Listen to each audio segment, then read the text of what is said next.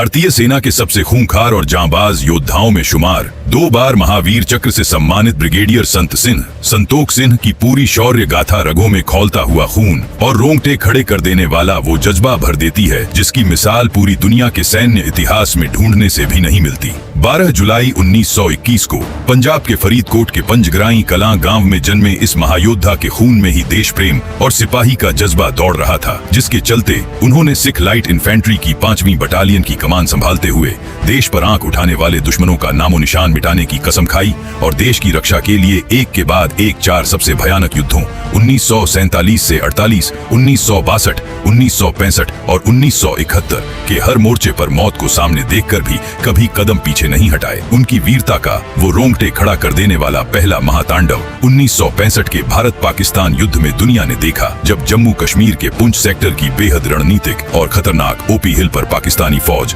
बेहद मजबूत बंकर बनाकर तोपों और मशीनगनों के साथ कब्जा जमाए बैठी थी और भारतीय सेना के लिए वहां आगे बढ़ना सीधे मौत के मुंह में कूदने जैसा था। लेकिन इस बेखौफ कमांडर ने अपनी जान की परवाह न करते हुए भारी गोलाबारी और गोलियों की भीषण बौछार के बीच खुद सबसे आगे बढ़कर दुश्मन के बंकरों पर साक्षात काल बनकर धावा बोल दिया और आमने सामने की खूनी लड़ाई में दुश्मनों को गाजर मूली की तरह काटते हुए उस छोटी पर तिरंगा लहरा दिया, जिसके लिए उन्हें 1965 में ही देश का दूसरा सबसे बड़ा वीरता पुरस्कार पहला महावीर चक्र प्रदान किया गया। इसके ठीक 6 साल बाद 1971 के ऐतिहासिक युद्ध में जब देश को फिर उनकी जरूरत पड़ी तो उन्होंने दुश्मन की छाती पर ऐसा खौफ पैदा किया कि पाकिस्तानी सेना का मनोबल पूरी तरह टूट गया। इस युद्ध में उन्होंने बेहद सीमित संसाधनों के साथ सिर्फ एक गोरखा टुकड़ी और मुक्ति वाहिनी के मुट्ठी भर लड़ाकों का नेतृत्व करते हुए पाकिस्तानी सेना की पूरी ब्रिगेड को घुटने टेकने पर मजबूर कर दिया और रात के घने अंधेरे में दुश्मन के चक्रव्यूह को चीरते हुए मीमन सिंह और मदारीपुर को आजाद कराकर सीधे ढाका की तरफ ऐसा आक्रामक कूच किया कि उनके नाम की दहशत से